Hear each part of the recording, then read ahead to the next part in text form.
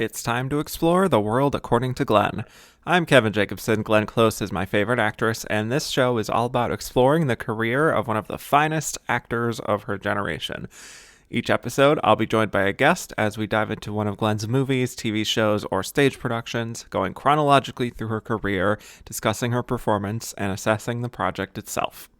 And today, we're talking Glenn's one-scene role in the 2005 anthology film, 9 Lives.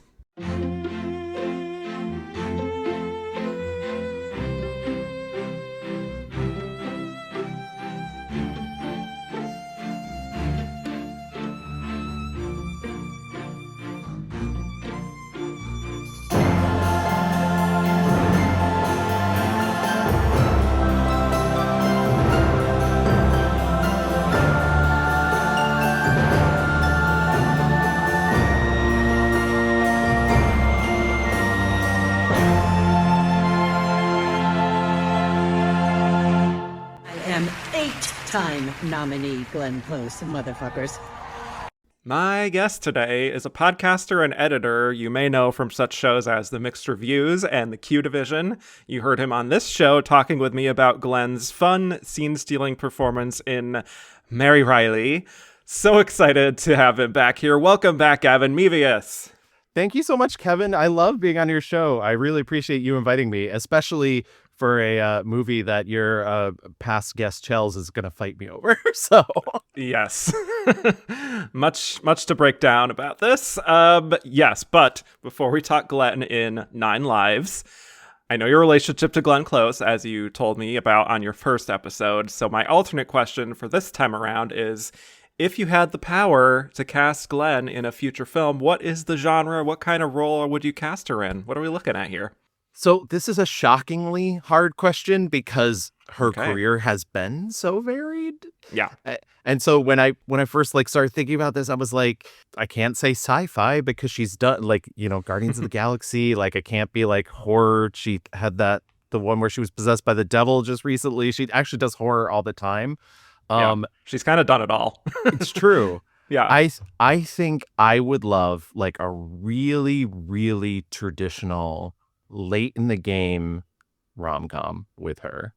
And I've not picked a leading man yet, but she needs somebody, and it needs to be not that horrible. There was that horrible Diane Keaton, Michael Douglas movie that came out, I want to say a decade ago. It can't be that. It needs the talent behind it. It needs, I don't know, but it that's what I want to see out of her, I guess. I actually want to see her be really funny and really sweet and affable. I feel like she hasn't played that in a long time, where she's both really down to earth, but also sexy. And I know that's probably not what she wants to do at this stage of her career, but I think she could pull it off still. Wow. Well, first of all, I don't think it has to be a leading man. I think it could be a leading lady too. It could. Oh my God. What a horrible She loves to person. play. She loves to play lesbians, so I think she still does. I love that I come on this queer podcast with two queer hosts and I'm like, heteronormativity, baby. Yes. Yeah. I haven't picked her leading man because it has to be a man. Exactly. Of course. No, it should be it should be Meryl. It should be Glenn and Meryl. Oh my God. Late in life lesbians who found each other. And it would be beautiful. And funny. And that's what I would like. I don't want it to be a late in life lesbian. I think that's probably where Doesn't my have to be brain tragic. Yeah. Yeah, exactly. I think that's probably why my brain didn't go to woman, because Hollywood doesn't think that you can do a queer romance without it ending horribly. Mm-hmm. But I would love that. And that could get her Academy Award finally. Yeah, that's true. Whatever it takes, honestly. But or yeah, it could be actually, speaking of that kind of title, a Something's Gotta Give. Whatever it takes. Whatever it takes. One of these Nancy Meyers-esque titles. Or just work with Nancy Meyers. I'm just spitballing here now. No, that's what I was thinking. It has to be somebody of that caliber, of the Nancy Meyers caliber. And plus, Glenn would look amazing in a big white kitchen. And those sweaters. My God, a turtleneck. Yes. Walking up and down a staircase constantly for no reason. Yes. I am all in on this idea. Okay, that is very exciting. I like whatever it takes as a title too. Yeah. Truly. Like that. Listen, and like you gotta pad out that supporting cast, I'm thinking like Rosie Perez as one of her friends. Sure. I'm trying to think who else you could get. Can we get Rose Byrne in there somehow? Do a Damages reunion? Yeah. Yes. Oh my God. Rose Byrne as Glenn Close's actual daughter this time. I love it. I'm loving this already. Yeah, we'll pitch this to her people. I'll get in contact. Oh, yes. Good. You've got the number still. Thank God. Of course. I think. Anyway, let's get into what we're here to talk about today, which is 9 Lives. This is another film from Rodrigo Garcia. We talked about his first feature, Things You Can Tell Just by Looking at Her, a few months ago. And so this is Glenn's second time working with him. And it's also very similar to that movie because this is another anthology film with vignettes and occasional crossover moments of characters appearing in other stories, and all of them center on women. Plus, Glenn is not the only one who starred in Things You Can Tell who's also starring in this film. We also have Holly Hunter, Kathy Baker, Amy Brenneman, who all had their own segments in the first film and have their own again here, plus Elpidia Carrillo and Miguel Sandoval. So, yes, this is yet another story from Rodrigo Garcia about the lives of women. He has said in an interview that, quote, he has more fun writing women and imagining myself as the other, but I have no idea why that is. So maybe see a therapist, right? Rodrigo. we should work that out a little bit before we do interviews on it. But yes, he loved the idea of doing these short stories again, like he did in Things You Can Tell. And he also credits most of his top line actors here for helping get the movie funded. Also, I found an interesting quote from one of the film's producers, Julie Lynn, who said that Rodrigo saw this as a film about men and women, quote, trapped in cages of their own making. Past relationships, present relationships, the status of their neuroses, the status of their bodies, the opportunities that stand in front of them, the opportunities that have been wasted. So those are all the themes swirling around here. And Glenn had a strong working relationship with Rodrigo, like I said, after Things You Could Tell. So it was an easy yes for her to return for this. And the new trick he deployed here with this film is he decided to film each of the 9 sequences in one 10 to 12 minute take, which Rodrigo said was because while working on the script, the idea was always to show just a few minutes in the life of each of these women, and in really a few continuous minutes contain one place, one time, and it seemed like a logical progression to show it in real time. I thought, well, if I'm going to spend 10 minutes of her life, let me see them in real time. So 9 Lives tells the story of 9 women of various ages in the Los Angeles area as they grapple with everyday struggles involving their past and their futures. In the interest of not giving a super long description, I'm just going to read from the official description to briefly touch on each story. So these are not my words. This is just copy and pasted from what the description is. So one woman, Sandra, played by Elpidia Carrillo, is in prison and wants desperately to connect with her visiting child. Diana, played by Robin Wright, confronts the sudden flash of a past relationship long after she has moved on to a new life. Holly, played by Lisa Gay Hamilton, can't seem to move forward until her stepfather acknowledges the pain he has caused her. Sonia, played by Holly Hunter, reels from her boyfriend's disclosure of an intimate secret to their closest friends. Teenager Samantha, played by Amanda Seyfried, is caught in a static loop as the peacemaker between her parents. Lorna, played by Amy Brenneman, attempts to comfort her ex-husband after his wife's suicide and finds herself implicated in the tragic death.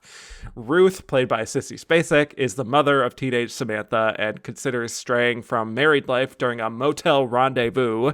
Camille, played by Kathy Baker, faces the limitations of her previously dependable body. And finally, Maggie, played by Glenn, allows her own life to be eclipsed by that of her young daughter, Maria, played by Dakota Fanning. Oh, that's an interesting description of that last one, but we'll talk about that later. Well, yes, exactly.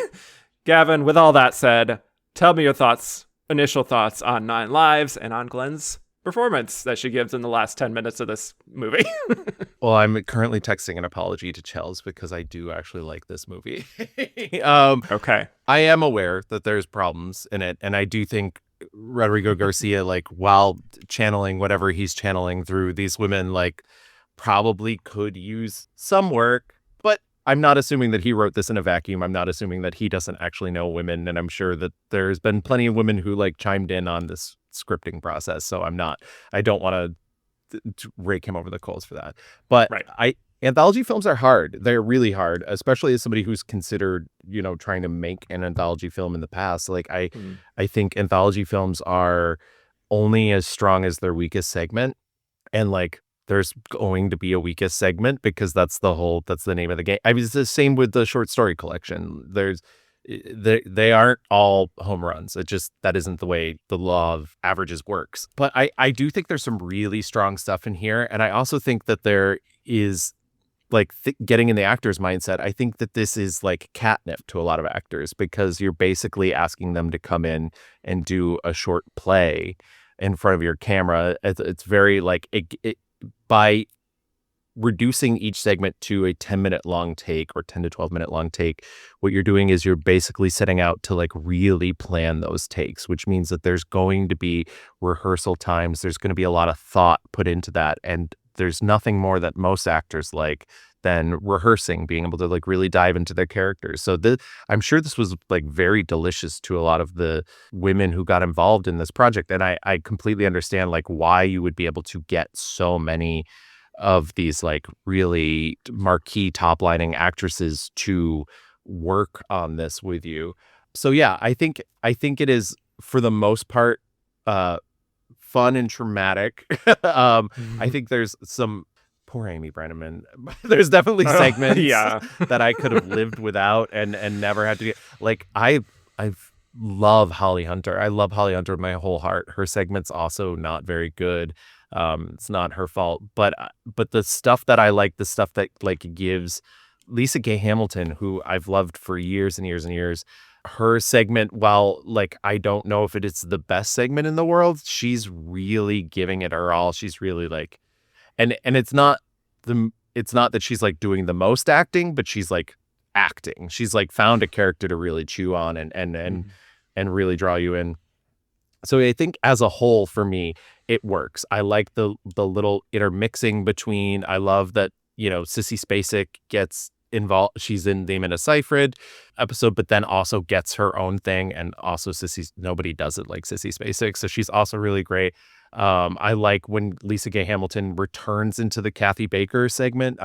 So I love these like little bits of crossover, but they, because it's just segments of lives, they don't really affect necessarily the other story.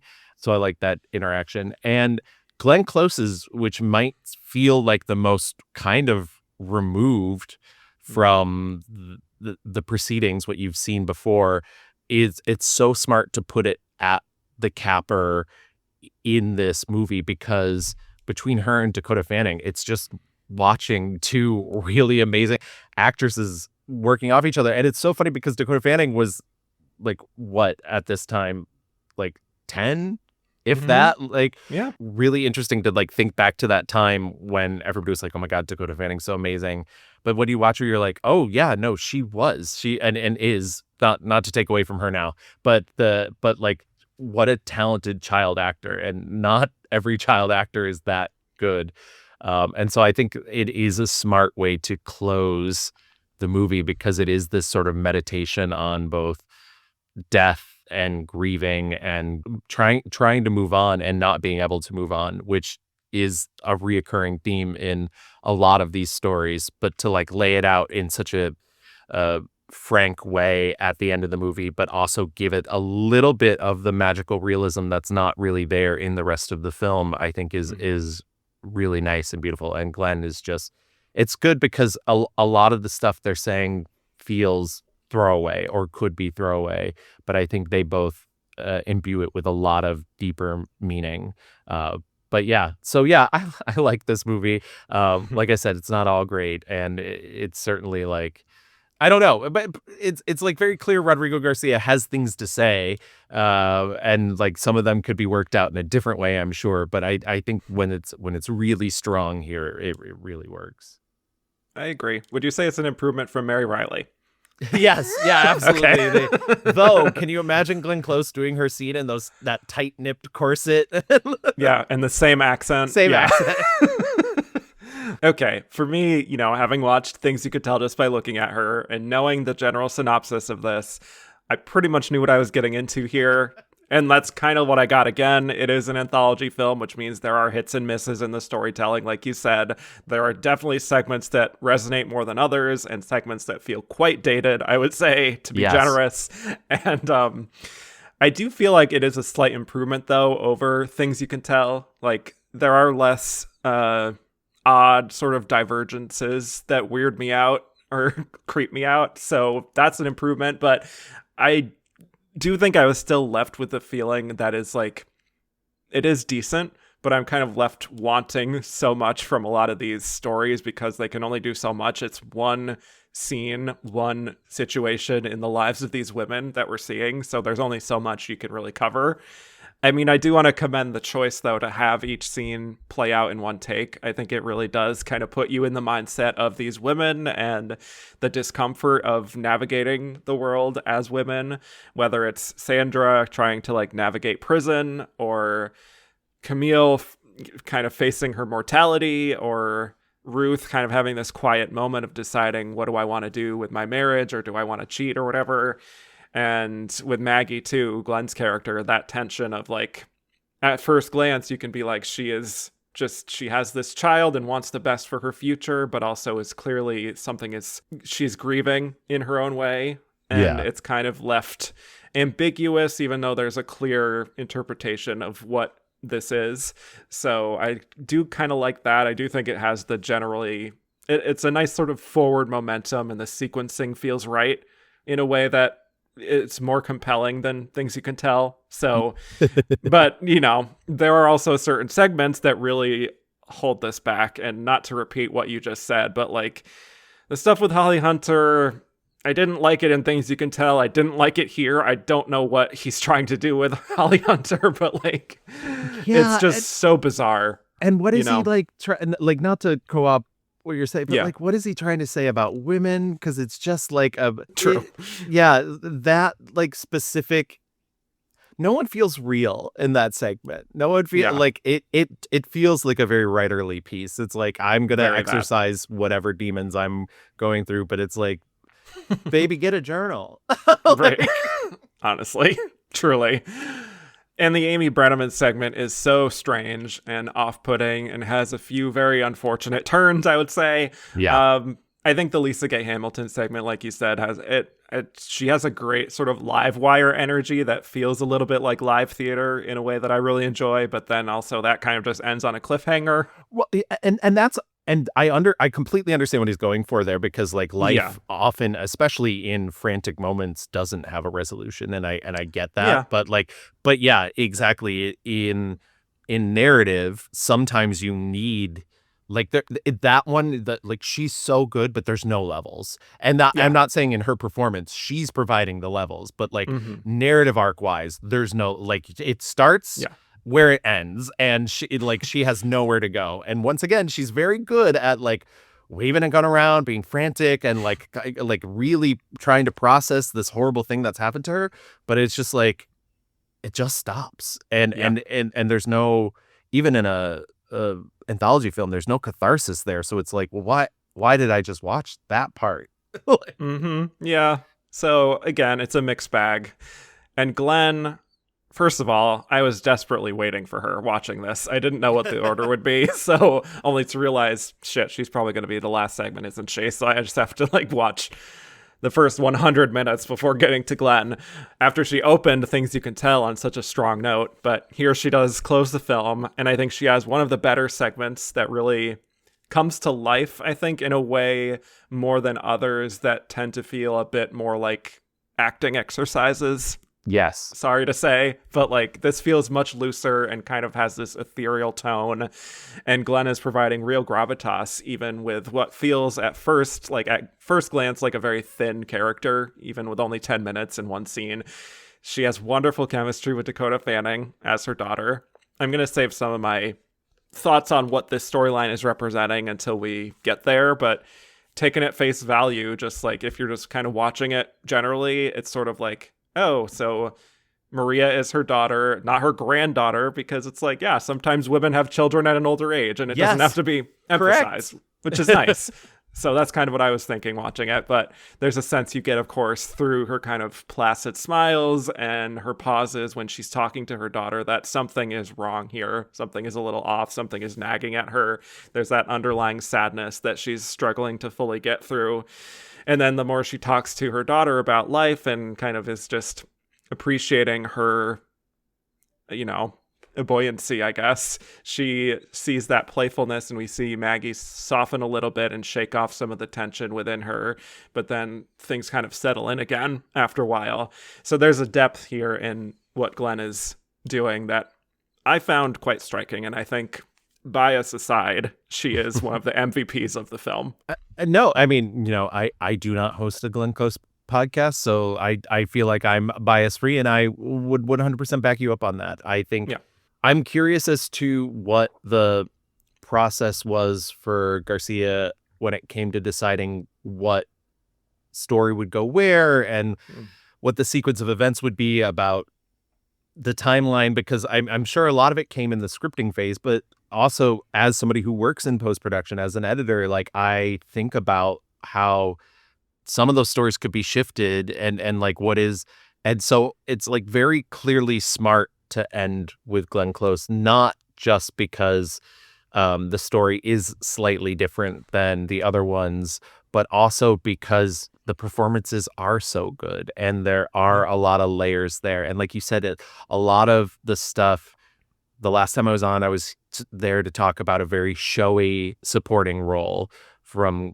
Glenn Close, but now I'm talking about a very non-showy supporting role. And I guess it's a little disingenuous to say it's a supporting role because she is the star of her segment, but like literally all these people are in supporting roles because it's an anthology film.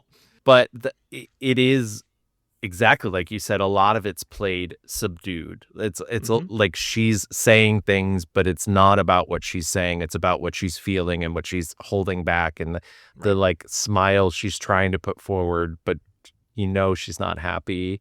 And I think it's tough because there's a lot of surface stuff. The Sissy Spacek one, I'll just take for example, and once again, I think she's very good in it. I think Aidan Quinn is pretty good in it, but that one is because it's just two people alone in the room, and obviously like everybody keeps something of an internal part of themselves, but I think that is a lot of people saying things to each other that they normally wouldn't say out loud, and Glenn Close's segment is not about that, even though you could argue at the end that it is actually very internal. She's still keeping it like to herself. She's keeping it, a lot of it, locked inside. And I think that's a hard thing to portray on screen, even though film is sort of the gift that gives us interior, because it's even harder on stage to project internal, depending on the performer. But she's really working on the interior a lot for her specific story. And I almost wonder if you could, because they're not saying a ton that like ends up amounting to much, I wonder if you could almost watch Glenn Close's segment silent and get the same stuff out of it, just watching the performance, because it is so interior. Wow, that would I've not tried that though. That would be a fun experiment. It wouldn't take that long. It's only 10 minutes. So. Yeah, exactly. Yeah. But yeah, you're probably right. That would be quite even more, I think, powerful and effective than it is in its current state. But I do want to go briefly through the segments leading up to Glenn, starting with Sandra. And we're in prison. We see that life is very tough for her. She's working as a custodian. Her fellow inmates are like swearing at her. She's told to stop singing. And we meet this prison guard, Ron, played by Miguel Sandoval, who is like vaguely asking her about some incident involving the infirmary and is suggesting he could maybe help her, maybe get parole if she helps him, but she denies knowing anything. And there's a sense we get, I think, from Sandra here that she just wants to put her head down and sort of do her time and leave people alone. She's not looking to make friends. And, not to invoke like a reality trope, but that's what immediately. Sandra turns towards the camera and is like, I didn't come here to make friends. Exactly. She's just here to focus on herself. And one of her fellow inmates kind of is like interrogating her about her, like how she minds her own business so much. And it leads to her trying to talk to her child who's visiting, but the phone to connect them doesn't work. And she has this breakdown, like she finally is unleashing this pent up anger. And then the segment ends, it kind of cuts to black in a very Sopranos-esque way. Yes, to the point where I'm like, oh shit, okay, that's it.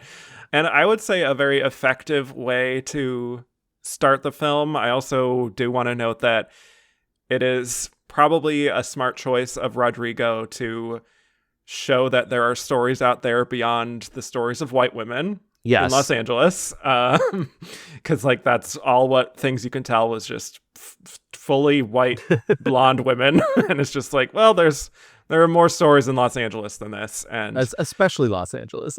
Yes. No, exactly. No offense to, like, other places, but it's not like... I don't know, right? Middle of the country, Idaho. Like, it's Los Angeles. But yeah, like you said, you are an editor, so I'm just curious what your thoughts were on placing this first, how this sets the tone. It is a tiny bit of a weird one, I guess, because it doesn't really inform you about what you can probably expect from the other segments in a way. But I think maybe because it feels a little larger, because there is the prison setting, because you get to see, like, a little bit more people, though I guess, like, there's a lot of people milling around that supermarket in the next one. But sure. I think it does, like, give you an idea of how it is going to be very woman focused and whatnot. But yeah, it is an odd one. I mean, he clearly has something to say. I mean, he has something to say with all these segments, and sometimes it's a little on the nose, and sometimes... Does he, though?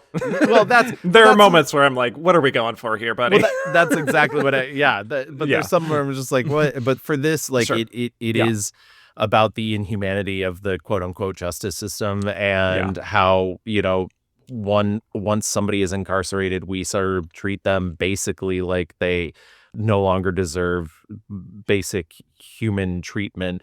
And so I do really like her performance as Sandra.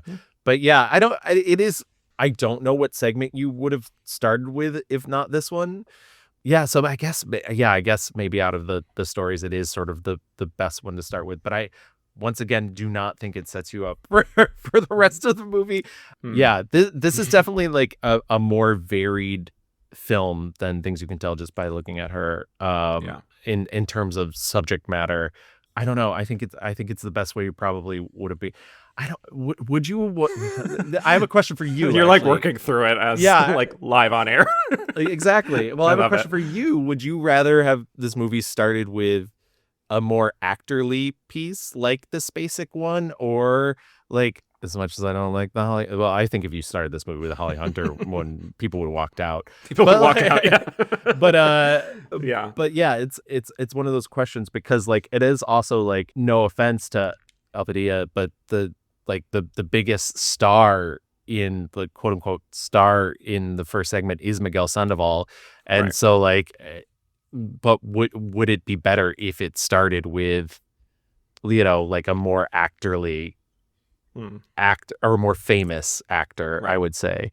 Well, I think it is speaking to the themes that we're trying to explore here that I mentioned with what the producer said about women trapped in cages of, she says of their own making. I would not call this of her own making. No, not at all. Trapped in a prison. But, like, the very kind of literalizing the idea of women feeling kind of confined by maybe past incidents and kind of having to confront that.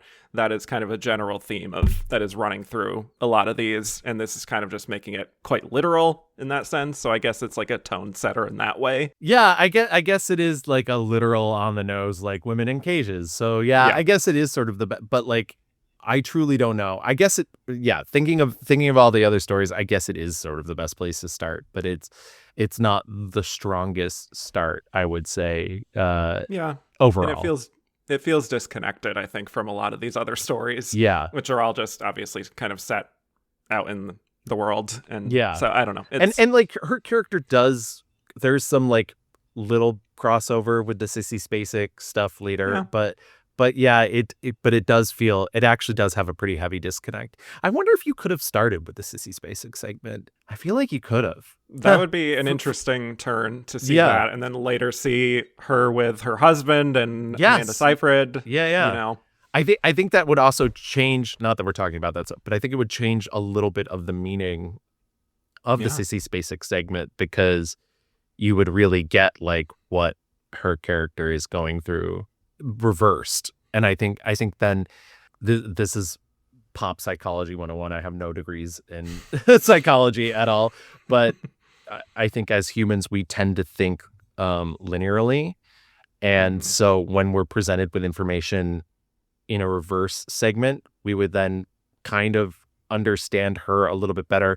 Not that I think if you watch the Sissy Spacek segment in the order that it occurs in, I don't think that you're judging her too terribly much, but I think our emotional lizard brain would be like, oh no, now I totally get it. So like, and that's so that's true. Actually, I'm changing my answer. I'm gonna say Sissy Spacek starred the movie. Wow. Release the Gavin cut. Exactly. I want to see that version.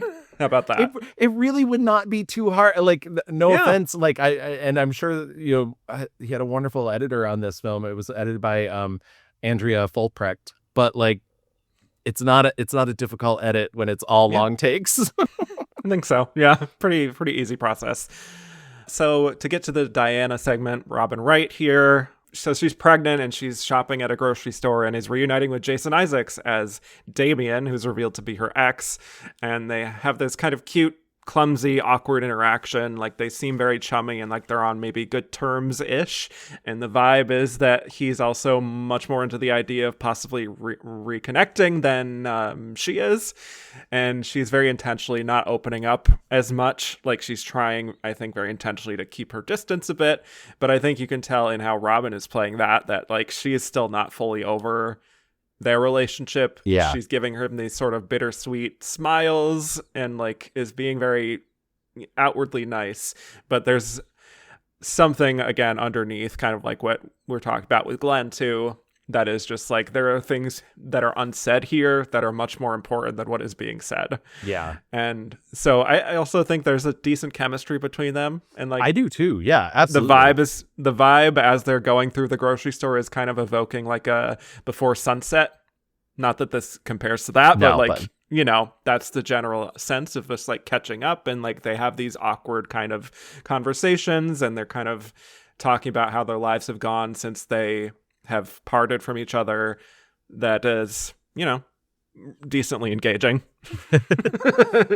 I had read somewhere, I had mentioned before we started doing this, the last time I had seen this movie prior to watching it for this was we did an Amanda Seyfried episode, and so like I really dig down into every movie I watch for our subjects, and I had read somewhere that Garcia actually didn't provide a lot of background for the characters he'd written. He told the actors they could provide their own, and so Robin Wright and this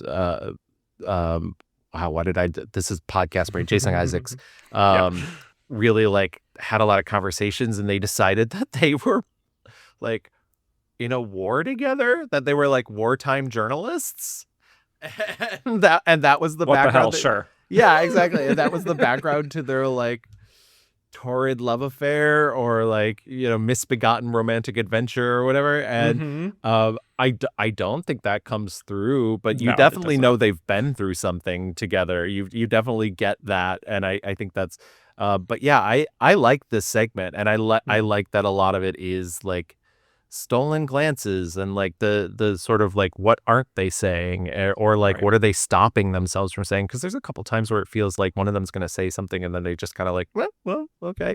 But you're correct in saying that Jason Isaacs definitely feels aggressor's not the right word, but the person who's more like, is this happening? And Robin Wright's like, no, but it is good to see you, and like there's still something there clearly.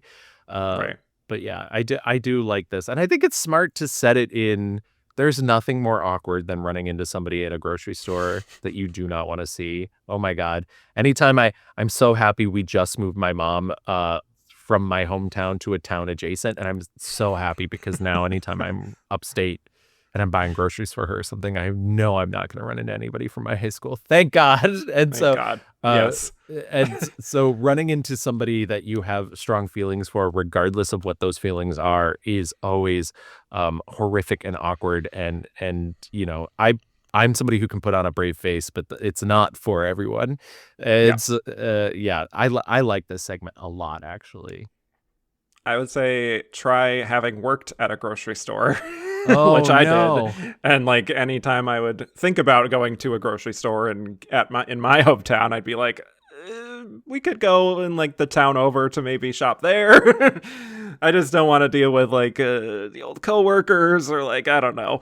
Anyway, that's I my own baggage. I have always said I've never had a real job, which I'm very lucky in that fact. And the closest I've ever gotten to retail was a bong shop. So, and that was back Oh when you my. couldn't call them bongs, but it's legal in New York State. So, but yeah, so that's I did 2 summers at a head shop and had to like throw Gotcha. people out if they called them bongs and stuff. So that's Wow. but you rarely run into those people again. And if you do, they don't remember it. Well, that's true. That's one upside. Anyway, yes, I do actually really like the drama of like when they're about to part from each other and they can't resist like getting together again and they get like super close. Yes, And yeah. they just like, and then he kisses her pregnant belly. It's Yeah, very dramatic. and that is a bit much. And that's Yeah. you know, maybe one of the things I should say about Rodrigo Garcia is there are some impulses that he has, and I understand, like, Yeah. go for broke, I guess. But every now and then there's some impulses he has in all of his movies, I would say. And I feel like I've seen a vast majority of them. I'm kind of like, what are we doing here? But like, yeah. And that was one of them. I was like, don't kiss the pregnant belly, Jason Isaacs. You don't need to do that. I do want to reveal some. I hope Chelsea does not mind me revealing this, but I was watching this, live watching it with Chelsea and also Sophia. We decided to just make it a fun night to just watch it live texting together. That's fun. And this is the part where when I think he was kissing her belly, where Chelsea was kind of just like, straight people are wild. Like, Yeah, truly. Don't do that. yeah, my goodness.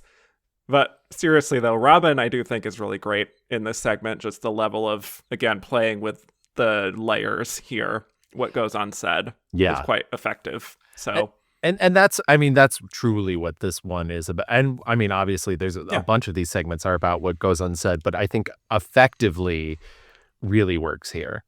yeah. So then we have Holly, not to be confused with Holly Hunter. No. So Holly, this is Lisa Gay Hamilton. Don't worry, Holly Hunter's coming. Yes. Holly should have played a character called Lisa Gay. Yeah, Just she saying. should have. Anyway. Very common name. So, yes, she arrives on her sister's doorstep, raring to go. She's ready to confront her father about something we don't quite know yet, but she's clearly determined. She's like almost hyping herself up, like she can't stop moving. Like there's this shark-like energy in a way, which for me kind of is like, I think really kind of waking up the movie a little bit for me, because the first 2 segments, like they have their tensions, but this is where we're really kind of becoming much more active, I would say. But she's telling her sister to like get their dad, and he says he'll be over in 10 minutes. So there are some also interesting thematic elements here, I think, where she's insisting on like leaving the door open to their house, or like she's like going out into the backyard and was really exploring the space and everything there. There's a sense almost of like, not to be cheesy about it, but like she doesn't want to be closed in. Yes. Like, yeah. Maybe based on her childhood of like feeling kind of cloistered in this house, feeling kind of imprisoned by it, going back to those themes. And now she just wants everything to be open, like literally out into the open, you know? Yeah, so there's something there. And there is a lot of that, like you said, like even the smaller segments like that take place in a hotel room, a lot of it then involves going outside the hotel room, back out into the night and whatnot. And I think it's really smart in this segment to include the backyard, to include like that she doesn't want to feel that claustrophobia of the emotion she's feeling, and the one assumes is horrific abuse that occurred to her. And yeah, I like I said, I not the world's biggest fan of this segment because it is all level, but I think she's really good at. I remember the first time I think first time I saw this movie was like 2000. It was sort of right before moving to New York City, so probably 2006. And I remember this being the first one that like really affected me at the time. I don't know what it said about me at the time because it's the first one with like I guess the Sandra segment does have sort of high emotions, but like the Robin Wright, the Diana segment is so underneath the surface, and this one's like really on the like we're bringing that shit up to the surface real exactly quick. exactly yeah. And I think that this was the one that like really sold me on this one. It was like, oh, it's like, okay, I see what we're doing here. I see, that's what really brought me in. But yeah, like I said, that's a good observation of the like leaving the door open, like getting out in the yard, the like not wanting to be penned in by both the physical and the emotional. But yeah, this is not my favorite segment, but Lisa K. Hamilton's so good. It's hard to deny her ability to truly like bring you, because I think a lesser actor wouldn't be able to find the core in here of like the deeper aspect of what she's going through and still maintain that heightened like, where is he? I'm here to kill him. And that's what I've always assumed is the like, because there's all the talk of the like confronting about the past, but I truly think she's there to end this man's life. Yeah, I would say so. But we don't get that catharsis ultimately. No, truly not. But honestly, like that, I will say, I also think not to like hype up Rodrigo too much. I think it's smart of him to end it before we actually do see the man, because then as an audience, like your imagination is just like, who is this horrible monster? Like who is this person that, we're not seeing? Am I correct in that this is also Miguel Sandoval? I've never put that together. Is yes. it? Yeah. Oh, I okay. think it is. Then never mind. I guess we do know who the man is. We get a brief glance of him, but yeah. Holy shit. And it's all the times I've seen this, I was not paying enough attention, I guess. Yeah. So now I can never go after a Gen Z person for looking at their phone during a movie. Damn. It's okay. But this is one that felt a little bit, and this has nothing to do with Lisa Gay's performance, which I think is great, but it felt a little bit more like an acting, like, almost like something you would clip out for like a reel for an actor to demonstrate their talent, in a sense. Just the setup of the scene, like you said, doesn't quite go anywhere in that sense. So, there's that. I also think this next one with Sonia feels a lot like a acting reel clip. Yes. This is Holly Hunter and Stephen Delane. They're this couple visiting their rich friends, and they seem to have a very testy relationship, but also maybe, I think, on Sonia's part, perhaps enjoys this sort of sparring, in a sense. We get the classic Holly Hunter Spitfire, like giving it right back to him kind of energy, which we always love to see. I agree. I think Holly Hunter's fine in it. I think, it's that sort of back and forth. She's having fun. Molly Parker also in this segment. And I love Molly Parker, innocent. So like, but not given a ton to do. I don't know. I don't care about rich people or their parties. And so that's also like the connection I'm like failing. Like, I'm like, okay, just, if this is how you get your rocks off, guys, go for it. I don't need to be party to it. Sure.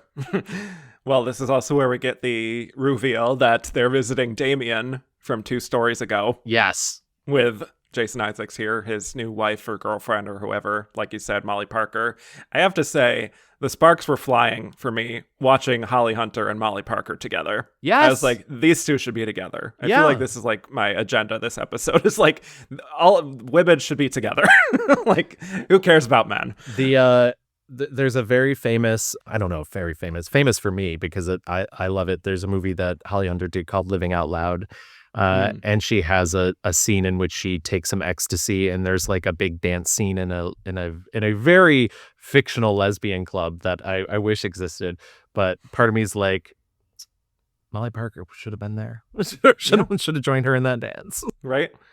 But it's like they have this weird kind of like close intimacy. They have these kind of like conspiratorial looks they give each other. I felt it. Yeah. Certainly more than her and Stephen Delane. Yeah.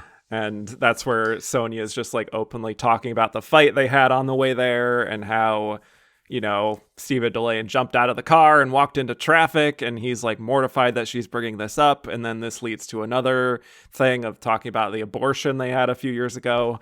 It's very testy and uncomfortable, and I was glad when this segment ended. Me too.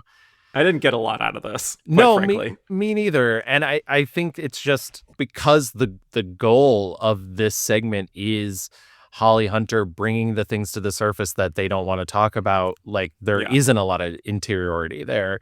And I don't think that's either the actor's fault. Like, that's the thesis of this segment. And so it's tough to be like, okay, well, there is no subtext here. It's just all text. And I think that's hard to, I mean, you can still find the emotion, and I think Holly Hunter does a fine enough job in there, but that's like you said, it's sort of what you hire her to do. And and no offense to Stephen Delane, who I think is a fine enough actor on his own, in the couple things that I've seen him in, like, I didn't get the like full on deep relationship connection that they have here. And even if that relationship is on the outs, it's still, there's still clues to why people are together, like especially people who've been together for a long time. Yeah. And also the accent work is just all over the place in this segment. Yeah. Stephen Delane is like some crossing American and English. Jason Isaacs is trying to be American and not always working. Holly Hunter has her like, Southern rasp she's got going on here. It's that's just a good like, Holly Hunter. Thank you. I've watched her a lot. So that I will say Jason Isaacs, I like Jason Isaacs a lot, so it's not too much of a knock on him, but he definitely has the Ewan McGregor American accent where it's like, very that. I'm just going to flatten out what I'm saying so I sound American. And it's like, okay, guys, there's actually like a lot of different American accents. Right. Anyway, we move on to Samantha. We get this little baby face, Amanda Seyfried here as Samantha, 1 year after she did Mean Girls, by the way. Which crazy, Rodrigo Garcia wrote this for her. Like, they like saw her, I don't think in Mean Girls, maybe it was Mean Girls, but it's been a bit since we did our Amanda Seyfried episode, but like saw her and was like, I could do something with her. And like this segment was written for her. Wild. Yeah, especially her being that young and him just being like, I can write something for you. It's great. But yeah, she's a teenager. She's basically stuck in the middle of her parents, played by Ian McShane, who, by the way, is like right in the middle of Deadwood when this is being filmed. So he's in his like Al Swearingen, just like swarthy thing going on. And Sissy Spacek, and they just won't talk to each other. She is just like relaying things back and forth. He's in a wheelchair and he seems to have certain needs for care, and Sissy Spacek seems kind of exhausted by him. And distant. And like distant to the point where like, and I don't mean just in the fact that she won't talk to him, the fact that Amanda Seyfried has to be the go-between, but like she's not there in the house. And that's actually one of my favorite bits of the performance, because I think she's able to build off of that for her next segment. But yeah, that's, I think not enough credit is given to her to like, she's like kind of out of it is maybe not the right word, but she's like both like clearly keeping herself at an arm's length from both her daughter and her husband, but also like kind of quick to like jump in and be judgmental. And she's a live wire, but in a very different way than Lisa Gay Hamilton's character is in her segment. Yeah, I mean, watching this just, I mean, you really unlock something with like putting Sissy's segment earlier. And I think this would have been so effective to have the reveal here of that, like, she's married and everything, but just the kind of melancholy that Sissy brings to these scenes. Yeah. Even with her daughter, about just kind of telling her to stop worrying about, or just like not worrying so much about her future plans or like working things out, just like living in the present. Yeah. And focusing on the right now, essentially. So I found that quite affecting, and they have lovely chemistry together, Sissy and Amanda. They really do. Yeah, and Amanda's very good here too, how she communicates just like this intense pressure that is weighing on her of like what she wants to do about her future, how she's put in this really tough position that she shouldn't be in, of having to kind of like be a mediator for her parents who should know better, you know? And not just a mediator, but a caretaker, because you get the idea that in her mediation, that Sissy Spacek has sort of responsibilities is a loaded term, but she's kind of abdicated her responsibilities of taking care of her husband and pushed them on to her daughter.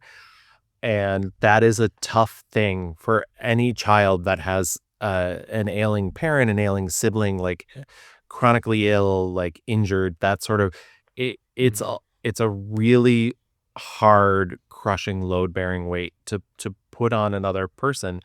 But also, like, as a human, like Amanda's character, she's so full of compassion, and she does want to understand both positions of both parents. And I think it's really tough when one is so withdrawn and the other one needs the help, you know? Right.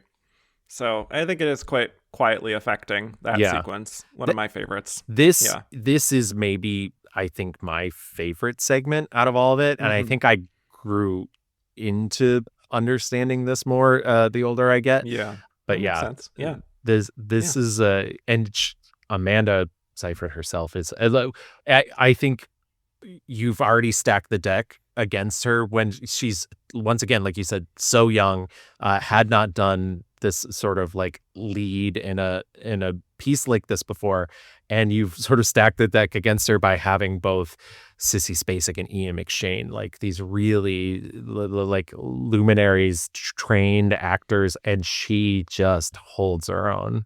Exactly. She always had it. She did. Yeah. So, yeah. So now we have Lorna. Pass. Okay.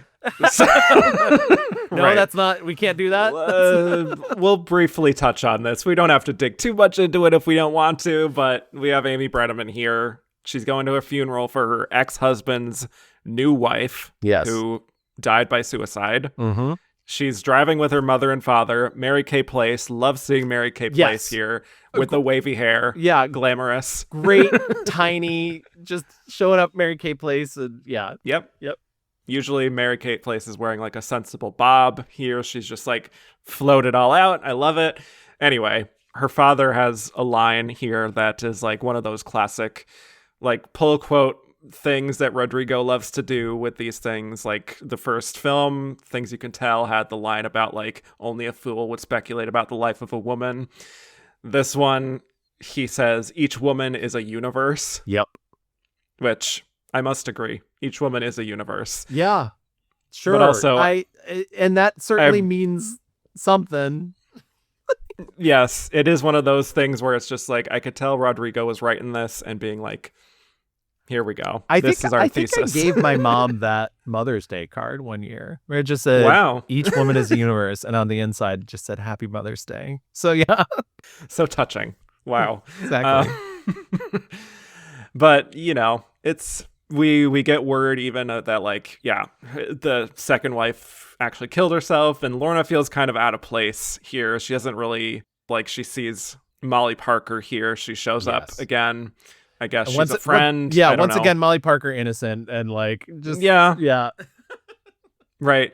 And that turns to a very uncomfortable moment where we have William Fichtner, her ex-husband, whose second wife he is supposedly mourning. Yes. Who then proceeds to bring Lorna to this private room, and we get the revelation that he's deaf. Yes.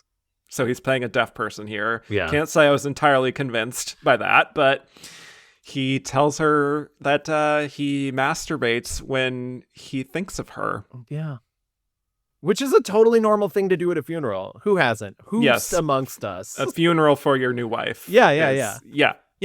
It's fine. It's just the way that whole segment plays out is very, I don't know. It just feels very clumsy to me. Yeah. The way that this resolves in a way that is just so like seedy and uncomfortable, and it just kind of leaves us there. And what was your thought process on this? Well, I just kept wondering, like, what was his thought process on that? Like, what is like, it's almost, if it were heightened to a certain extent, it's almost John Watersy. It's like almost that, like that level of like, oh, Yeah. you want me to have a reaction to this, but because it's in this, like, this is probably where I'm going to sound the most mean on this movie, but because it's in this like prestige drama of a film, it just feels weird and gross, and like doesn't make any sense, and truly doesn't let me in deeper on either of these characters, on Not at Amy all. Brenneman or William Fichtner, and like why they're doing this, and like you said, the only reason mentally I can give to why he's a deaf character in this film is because there are deaf people in this world and you might encounter a deaf person, Yeah. but outside of that, it feels unmotivated. There's like, why the like uncomfortable sex, like what are we trying to get at here? Like, what's the deeper meaning other than like humans have a lot of base needs, and I guess a lot of times that comes out when you're having these very extreme emotions. Am I wrong to assume that maybe he played a part in his new wife's suicide as well too? Oh my Like God. that was not my interpretation. Okay, I was like, let's explore further. Yeah, I was like, what? But that, I think that so much of it's left open to interpretation that I was just like, true. I don't know what I'm supposed to get out of this. You're trying to graft any kind of meaning onto this that Yeah. you can. Yeah. And so, yeah, it's just not my favorite. And it is uncomfortable in a way that like never pays off in an enjoyable way. So then I'm just watching two people I don't know or care about being or like gross or like. Also, another thing about this is somehow the second film of 2005 to feature the very specific combination of Glenn Close, William Fichtner, and Jason Isaacs. After the Chump Scrubber. Both runaway hits, though. Honestly, yes, like, of course. Where would we be in this world without? No, exactly. 21 years later, we're still talking about them. We certainly are here. Yes, in this one specific place. And also, for what it's worth, Glenn also worked with William Fichtner on her episode of The West Wing that aired in 2004. So, like, there's something going on with Glenn and William Fichtner, even though he doesn't actually share scenes with her in these two movies. But, like, for some reason, they just kept finding themselves in the same projects. Well, I did hear on the download that he once hooked up with her at his ex-wife's funeral. So that's... Wow. Yeah, that's... You heard it here first, folks. Yeah, that's just something he does. Okay, yeah. So this was based on a true story. Yeah, got it. Absolutely. Okay, let's move on to Ruth. By the way, a fun overlap that Sissy Spacek is playing another character named Ruth after she did the same thing in The Bedroom a few years earlier. Yeah, I don't know. What a good movie In the Bedroom. She loves a Ruth. Yeah, yes. She loves a Ruth. She has a face for Ruth, honestly. She's giving Ruth. Yeah. Yeah. I would say she's giving more the Ruth updo than... of her hair. Yeah. I would say she's giving more Ruth than Sissy, but Sissy's a great name, so... Exactly. Yes. Sissy that walk. Okay. This is where we get the reveal that Ruth is having an affair with this widower played by Aidan Quinn, and he does a lot of the talking here. And also, this is to the point in the film where I was like, I kind of hate like almost every man in this film. Like, I'm either grossed out by them or they seem kind of like drips, honestly. Like, there isn't really that many men that come off well to me here, other than like, I guess like an Ian McShane is okay. I don't know, but well, I think we're supposed to like Kathy Baker's husband in the movie, Joe Mantegna. I don't remember his character name. Yeah. I think we're supposed to like Joe Mantegna. I think so. Yeah, that's fair. We'll save that for next segment. Okay. Yes. She seems a little bit regretful or having second thoughts about this situation. There is the sense, though, that she just needed an escape. Yes. You know? And that's also where we get the crossover of she is taking an interest in this woman who's being arrested in the motel over, and that woman turns out to be Sandra from the first segment. Right. Which goes to show you that there is an occasional nonlinear component in this movie, because also, once again, not to talk about the next segment, but like, I'm pretty sure Lisa Gay showing up in Kathy Baker's story is before her story as well too. So I think you still could have toyed with that more by placing this segment even earlier by starting the movie with this segment. I guess it would maybe lose the surprise of running into the Sandra character again. But that one to me doesn't rely on the fact of you like seeing her get arrested and then her being in prison as like an emotional surprise. Honestly, I'm just really loving this idea of putting the Ruth segment second after Sandra. And Yeah. then having it play out like this and keeping the Samantha segment where it is. Yes. Saying. Yeah, anyway. So Ruth, I think, in this situation is kind of changed by this as she talks to, I think it's the hotel owner. Yeah. When Sandra is being arrested, she kind of is like putting things into perspective. And Ruth, we're seeing she's like kind of affected by this. I do have to be honest, as much as Sissy is very good in this segment, I kind of hate stories like this that are centering how like a person, almost always a white person, who has nothing to do with the incident that is happening, like an arrest or whatever it is, to a non-white person, how they're kind of changed by seeing this person go through something. I was just gonna say, it's the fact that like that change then has to occur, the like, oh, I never thought about it that way, and it's like, right, you didn't think about her as a person beforehand, right? Like, yeah, no, I have to agree with you, like it is not that aspect of it, like it, but I wonder if it then goes back to the whole concept of like women in cages, keeping them out of the cages and whatnot. Like you needed to find a reason to get her out of the hotel room, I suppose, is the, but that's also gross because that's using somebody else's pain, a non-white person's pain, to be the catalyst to remove them from the hotel room. Had it just been them in the hotel room, though, I think it'd be a much more successful segment because I do really like. I think so. Yeah, I like what's happening there. And like, I controversially, nothing against Aidan Quinn, but I'm always a little half and half on Aidan Quinn. Gorgeous, beautiful man.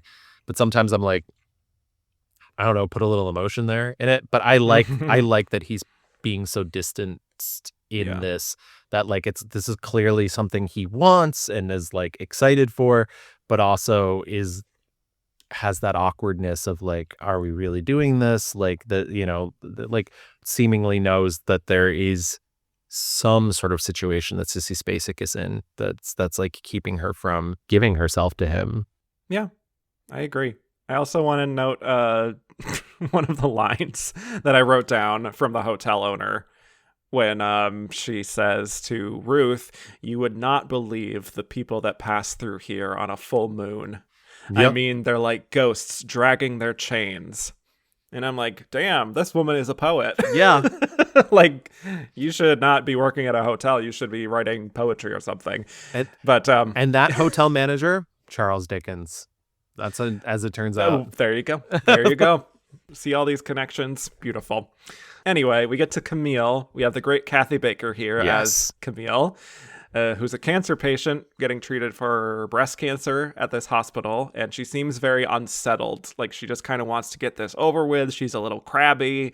You know, she tells her husband, Joe Mantegna, about how she dreamt that my breast was flushed down the toilet and washed out to the ocean and the seagulls were pecking on it, which is a wild series of words. Yeah. But I actually really like the energy she brings to this, because I feel like we're so used to these stories of like cancer patients either having this kind of saintly suffering in silence glow in a way, or like there's pain involved but it's kind of sensationalized.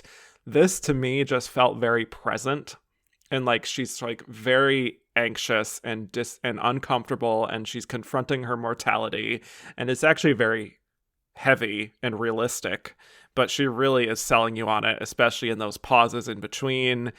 And it finally resolves with the nurse giving her a shot, and she finally relaxes and says that she's so lucky, you know, she and her husband to be a part of something, before she then slips into her sleep. I was actually quite moved by this story. I also really like this one quite a bit. I think I think we don't always think about the fact that there are stages of grief. And I think when you have a diagnosis that is very scary, that's a little disingenuous. I think people do often think of the stages of grief, but I don't think they think of that. I think they think of the stages of grief as like an umbrella, and not that they're like literally stages. And so I think one of the fascinating things here is that she is allowed to be angry, and it's not pleasant, and it's not nice. And and she's so mad that she's in this situation. And also, just in general, Kathy Baker. I love Kathy Baker, and she's had a great TV career, but she's never had the movie career that I think she really could have had. And I don't know what it is that like kept her from that. But she's so fantastic. And once again, I think she has good chemistry with Joe Mantegna, and like really they play off each other well. He has a really tough job of kind of like just staying with her and like being the rock and being the person to like calm her down and like think about it practically when like when you're in a relationship with somebody and there is a situation like this, like mentally you are both going through it, which is not to take anything away from Kathy Baker or her pain or the journey she's on, but he has to play the counterpoint to whatever she's throwing at him, and she's throwing a lot at him in this segment. Yeah, I like the segment a lot. I think it's actually very smart to put this one so late in the game too, because it does feel arc wise in terms of both character arc and plot arc, one of the more fleshed out, like you couldn't put the Amy Brenneman segment that like this, you would not get that catharsis that you're seeking like this far into the game. The Holly Hunter, Amy Brenneman segments are actually like kind of calculated perfectly into their, because as an audience member, you're sort of already trapped. And so you just got to make your way through them. We're the ones trapped in cages in those segments. Absolutely. Yeah, it's lovely. And it sets up the last segment quite nicely. That kind of, the mortality of it all. So that's where we finally get to Glenn, Maggie here.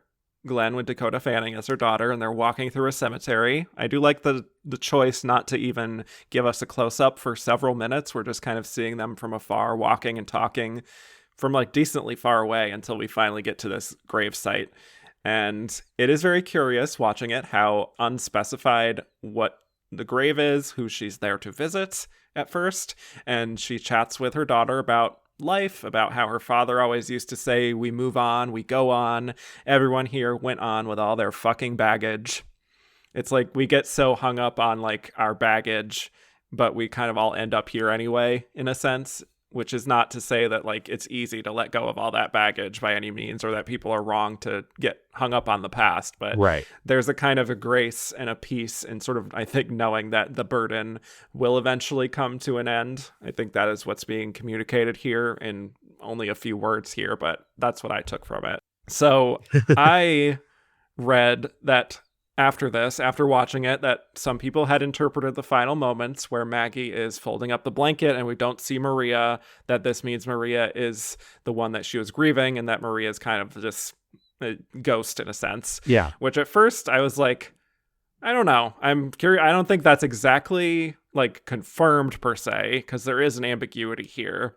And I saw another review kind of dismissing that, of being like, well, the other storylines don't have like a magical realism element, so why would this?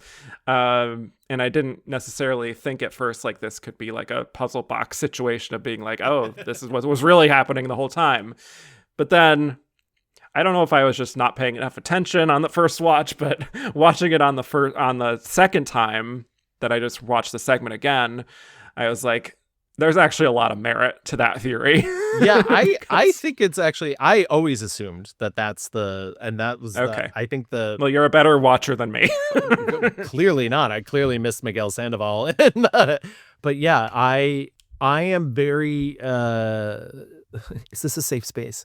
I'm a very, yes, but I've please. talked about this on the mixed reviews as well too. I'm a very emotional movie watcher, maybe even more so than real life. And the first time I saw this, like I started tearing up because I was like, oh, like this is her daughter. Yeah. That's why I think I kind of bristled in the plot description, which once again, as you said, were not your words, that said that like she's trapped there. And I think there's a catharsis at the end of that scene where it's like, this is her time.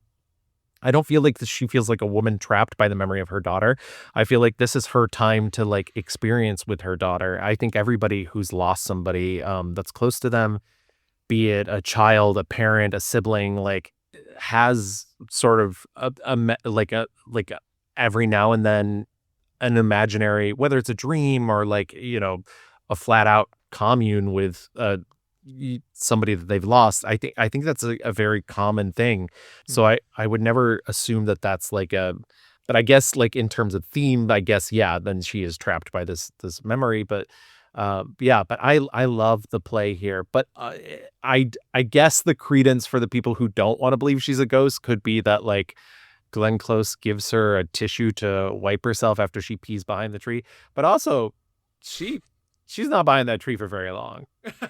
So that is true. So that's my, theory about that. I do like the fact that it feels, I think on first blush, it feels like an odd thing to include the child, but I feel like that's a very like childlike thing to have to do, to be like, I have to go to the bathroom and I can't hold it anymore.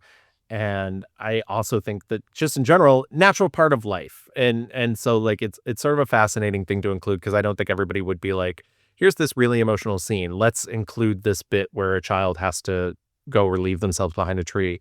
I think it works here though. Yeah. And then we have those moments of her being separated from her daughter in that way. So that, yeah, definitely all ties together.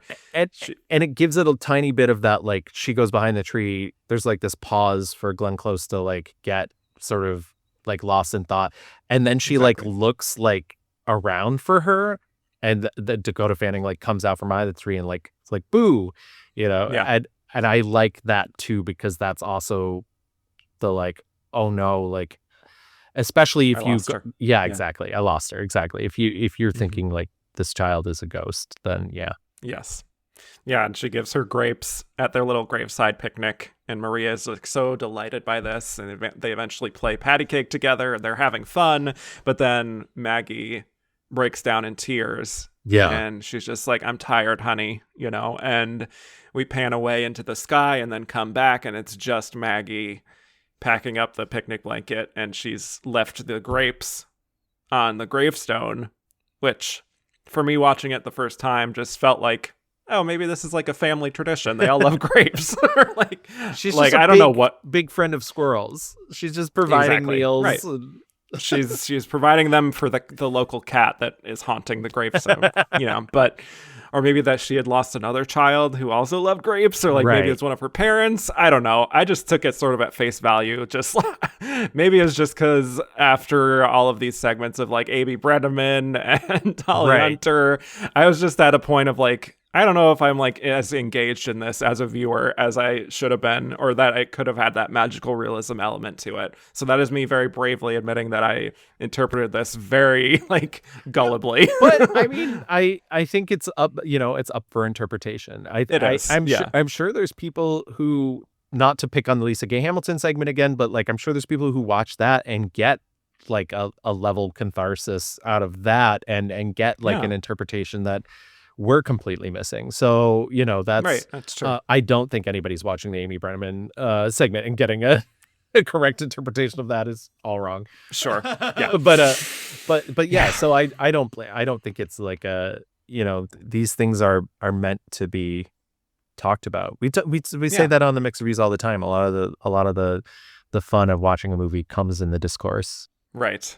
So, I mean, in that sense, just watching it again, I was just even more devastated by Glenn's work here, because then you're realizing exactly it's contextualizing everything that we just saw, and just that level of melancholy that she brings to it without even saying many words. It's like mostly Dakota Fanning is doing most of the talking here, and she is just reacting. Yeah, and a lot of the stuff that she's doing, it feels, and I think it's quite difficult to write like accurate child. Like doesn't feel like too deep. Like she never plays the hand that she might be like some otherworldly manifestation or some like bit of memory or like a hallucination's not the right word, but just like a conjured thing. Like she feels like a real child.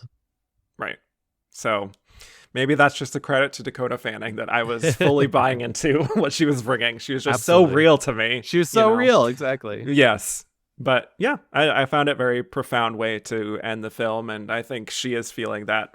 Maggie, Glenn's character, is feeling the release of just kind of like having this almost ritualistic moment where she goes to this grave site every year, I think they say. Yeah. And just has this moment of reconvening with her daughter in a sense, and that she'll always be there. There is a small bit of anger, not strong, and I don't want to imply that, but like towards the beginning of it, when Dakota Fanning's character says something basically along the lines, I don't have like the transcript in front of me, but basically along the lines of like, why aren't there more people here, or something like, why is it?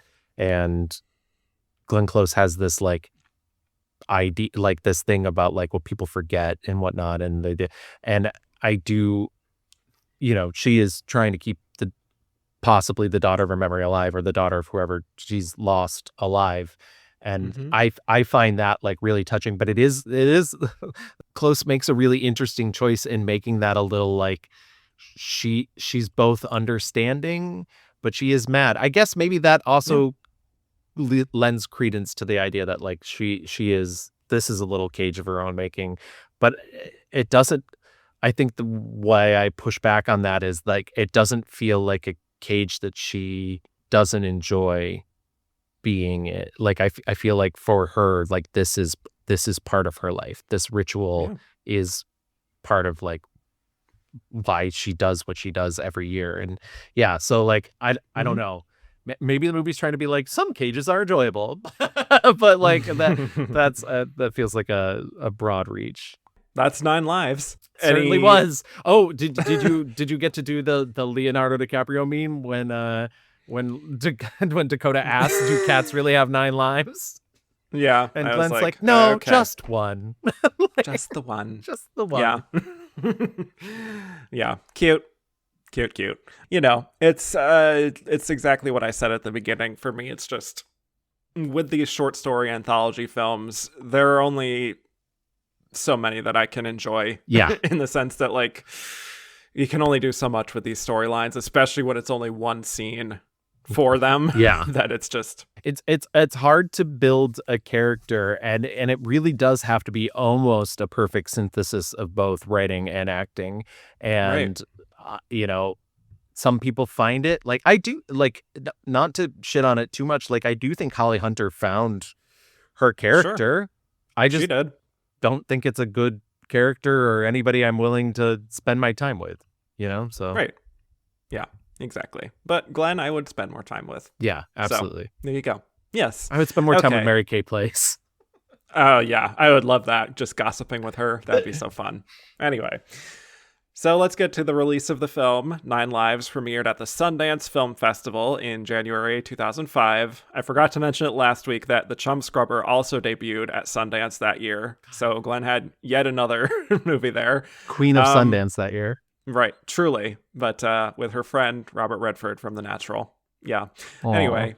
R.I.P. Yes.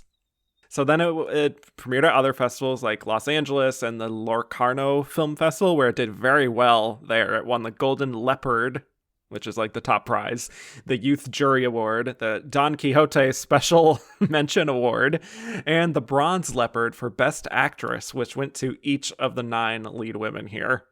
So there you go. It was then released in theaters in the U.S. the weekend of October 14th, 2005, in limited theaters, 7 to be exact. It premiered at number 58 that weekend. The highest it ever got in the U.S. was 33 theaters in its third week, so really very limited, where it went up to number 49. That was the peak. Wow. Yeah, so if you're curious about other films at the box office that weekend, if you're curious, include Saw 2, The Legend of Zorro, Prime. All they debuted in their first weekends here. We had Dreamer, Wallace and Gromit: The Curse of the Were-Rabbit, The Weatherman, Doom, North Country, The Fog, and Flight Plan. So that was the lay of the land. Where were you at the theaters? Well, first of all, Gavin, I gotta say, it's so much competition for movies that are so similar. Right? I think that's really the problem that this one had. How do you choose? Yeah, it's like 9 Lives or Doom. Can we stop making this movie? Oh God, sure. I don't know where I was in this. I certainly didn't see Saw. Like I've never seen a Saw movie in the theater outside of the first one. Maybe the Zorro sequel, but Zorro seems right. Yeah, I don't know. Were you seeing North Country? You and the kids. Yeah, me and the kids, exactly. You and your fellow kids. I was seeing Prime. Is Prime the Uma Thurman, Yes. Meryl Streep? Correct. Yep. That Prime. Oh boy, no, I did not see that movie until we did our Uma Thurman episode. So yeah, fair enough. Certainly was not there for that. Yeah, it didn't make much money ultimately, like 1 point something. I forgot to write it down, but it was not much. It made 1 point. I will say this: it made 1.5 million on a budget of $500,000, and that's nothing to shake a stick at. So we're turning a profit. Exactly, it did turn a profit, and so that's why I was like a little surprised when you said it only opened in 7 theaters. I was like, it's a big haul for 7 theaters in the United States. Yeah, it legged out to 1.5, so there you go. Yeah. As for critics, it was mixed to positive in general. Lots of praise for the performances and for the overall effect of the film. And as for awards, it actually did decently well with the kind of independent film award groups, like at the Gothams, where it was nominated for Best Ensemble Performance for the cast. It got 3 Film Independent Spirit Award nominations, including Best Director and Best Screenplay for Rodrigo Garcia, and Best Supporting Female for Robin Wright. So that was the chosen actress of them all. The chosen sacrifice of that year. Yes, exactly. I will say that it's tough to choose from the cast. So like, and I do think she's very good in it. But yeah, it's interesting that she's the one. I think I would have chosen Sissy Spacek. I think I would too. That was the yeah. It was also singled out by the National Board of Review for special recognition, which is kind of vague, but there's that. It got a few Satellite Award nominations, including for Robin Wright. Once again, she is the chosen one. It got some Alma Award nominations. It got a nomination from the Casting Society of America Awards for Best Independent Feature Film Casting. So, pretty decent in the sort of indie scene, in the indie circuit, but didn't get anywhere with like industry awards or anything. But any thoughts on why you feel like the film resonated a little bit, especially with these groups? Well, I think in general, with these groups specifically, I think it's because it is an indie film and it is trying something by doing the long take. I think it's very easy to draw that crowd. I mean, so this is 2005. 2 years later, I'd be working at Filmmaker Magazine, and they loved stuff like Filmmaker Magazine, whose parent company at the time also did Gotham. I'm not really in contact with Filmmaker anymore, but they love this sort of thing, like especially that has these large ensemble casts and is really trying something different with the stylization, the long takes and whatnot. So I think that's why it like really stood out. And also we in general, like when you said like this opened in 7 theaters, I was like, nowadays it would just be dumped to like Hulu or something. It would be so. I think there is a bygone era of something like this actually getting a theatrical release, and something like that's kind of exciting for the more independent areas and whatnot, which I feel like, all that being said, makes it sound like I'm saying it's a bad movie. And once again, I've already said I do not think it's a bad movie. But yeah, I think something like this, especially with a cast that's so female focused, because there are not a lot of female focused films, especially in the early 2000s, with this kind of casting, it gets a lot of eyes on it. I will chastise you for leaving out that it did also get nominated for William Shatner's The Golden Groundhog Award for Best Underground Movie. So, wow, really important. That is quite a combination of words you just said. It's very Lisa Simpson. I understand all those words, but I don't get them in that order. Like, I have to unpack exactly what all that means. But yeah, I guess so. Yeah, good for them. That is a thing you said. Correct. Yes. It's another award on their tally. So absolutely. Yeah, I think the caliber of actors involved here really brought some attention to it. Obviously, I think people really responded to this one take directorial choice and how it really makes you sit in all of the discomfort and the different emotions that each of these women are experiencing, and telling these very honest stories that just sort of, like you said, it's not really seen much, like a movie like this definitely wouldn't be even probably made today, quite frankly. Yeah, 100%. It was barely being made 21 years ago. Yeah. And I think there could have been a certain level of respect for Rodrigo Garcia for employing especially so many women over 40 and giving them good roles. Well, maybe not every role here is I would describe as good, but like most of them, giving them roles, decent material. They're on screen for more than a minute and they're not defined by being supporting men. Right. So, that's my qualifier. But, they're at the center of their stories. I know I've weirdly talked about this show a lot on the show in this era, but it reminds me of how Desperate Housewives was seen as kind of a little bit revolutionary in a way for like centering these 4 women over 40 and giving them these very meaty storylines. And that felt very refreshing at the time because it felt like that was kind of going away in the early 2000s, like you said. And I think some of that appreciation was kind of in the air and extended to 9 Lives as well. And I don't want to absolve this movie of all of this too, but like I would say a good half of these storylines don't feel soapy in any way, shape, or form. And so I think that's also, it's nice when you can like give a role to a woman that feels like it actually has meat and doesn't feel like it's about the same 2 or 3 stories that we tend to give women. Right. The same tired topics that you would see on any given day on Lifetime. Yeah. Absolutely. Okay, well, let us get to our last segment where we're going to rate Glenn's performance on a very specific scale. So thinking about her performance and where this sits in her filmography, would you say her performance as Maggie, no last name, that she is ready for her close-up? Would you say it's low Glenergy? Is it close but no cigar? Or now we have these 2 secret categories, which are serving in silence, which is to say delivering a great supporting performance, or Glennicent, meaning she's good, but the project not so much. Well, see, this is tough because it is an anthology movie. And so you could say that she is the star of her segment.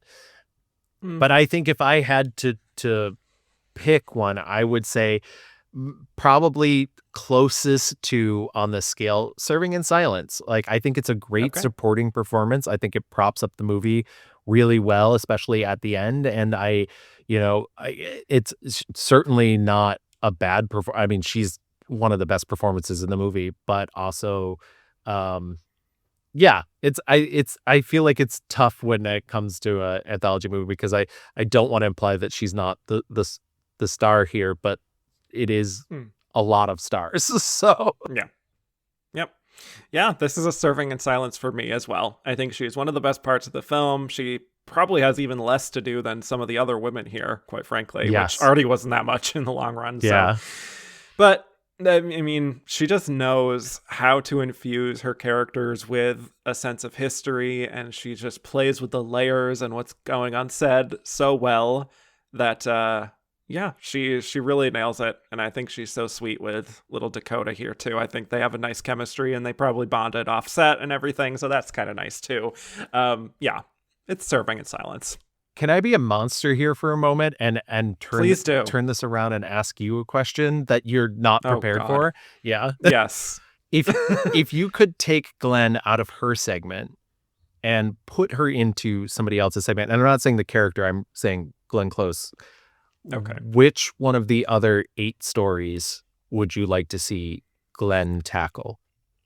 So you're saying, am I recasting her in one of these? Okay.